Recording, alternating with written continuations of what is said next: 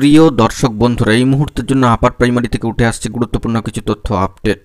প্রথমেই জানিয়ে রাখি, প্রত্যেকটা সমস্যার সমাধানের ক্ষেত্রে কমিশন কার্যত পজিটিভ দিকে, কিন্তু উঠে আসছে কিছু সমস্যা বা নানাবিধ টুকিটাকি সমস্যা, যাকে কেন্দ্র করে প্রার্থীরা কিন্তু জয়েনিংয়ে গিয়ে কিছুটা উৎকণ্ঠিত বা সংশয়ান্বিত হয়ে পড়ছেন।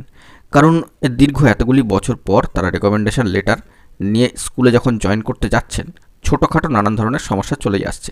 বন্ধুরা, হয়তো আমরা ছোটোখাটো বলে উল্লেখ করছি, কিন্তু তাদের ক্ষেত্রে এই সমস্যাগুলো একটু সমস্যা বহুল হচ্ছে, কারণ জয়েনিং প্রসেসে দেরি হলেও কিন্তু হতে পারে। তো সেক্ষেত্রে ভ্যাকেন্সি সংক্রান্ত সমস্যা হোক, কিংবা রোস্টার নম্বর সংক্রান্ত সমস্যা হোক, কিংবা রোস্টার মিসম্যাচ সংক্রান্ত সমস্যা হোক, বানান ভুলের কিছু সমস্যা হোক, এগুলো কিন্তু থাকছেই। তো এই নিয়ে চাকরি প্রার্থীরা উৎকণ্ঠা প্রকাশ করছেন। তো তাদের উদ্দেশ্যে জানাই, গুরুত্বপূর্ণ তথ্য আপডেট উঠে আসছে। কমিশন কিন্তু বিষয়গুলি নিয়ে ভাবনা চিন্তা করছে এবং এই মর্মে করেজেন্ডাম প্রকাশিত হবে। এ বিষয়ে পশ্চিমবঙ্গ আপার প্রাইমারি চাকরি প্রার্থী মঞ্চ প্রার্থীদের এই বিষয়গুলোকে কিন্তু কমিশনের কাছে তুলে ধরেছেন। সম্মানীয় চেয়ারম্যান সাহেবের সাথে দীর্ঘ সাক্ষাৎকার বৈঠক হয়েছে। পশ্চিমবঙ্গ আপার প্রাইমারি চাকরি প্রার্থী মঞ্চ বরাবরই প্রার্থীদের পাশে ছিল।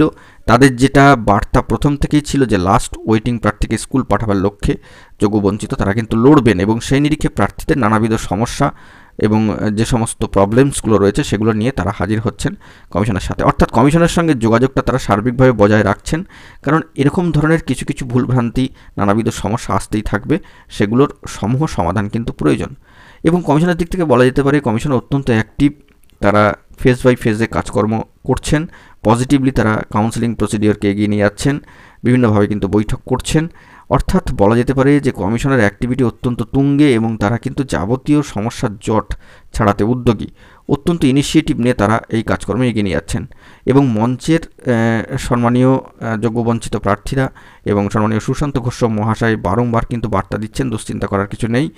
প্রার্থীরা কিন্তু অবশ্যই উৎকণ্ঠিত হচ্ছেন, রেকমেন্ডেশন পেয়ে টুকিটাকি কিছু ভুলভ্রান্তি থাকছে, তারা অবশ্যই মঞ্চের সঙ্গে এসে যোগাযোগ করতে পারেন, সেখানে সমূহ সমাধানের চেষ্টা করা হবে, কমিশনের কাছে বিষয়গুলোকে তুলে ধরা হবে।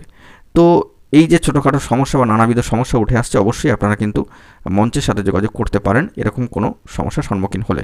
তো দেখা যাক পরবর্তী ক্ষেত্রে কী আপডেট উঠে আসে। আপাতত এই পজিটিভ আপডেটটি উঠে আসলো। তো এখন এটুকুই, সকলে ভালো থাকবেন, চ্যানেলটিকে এখনই সাবস্ক্রাইব করে নিয়ে সঙ্গে থাকবেন। ধন্যবাদ।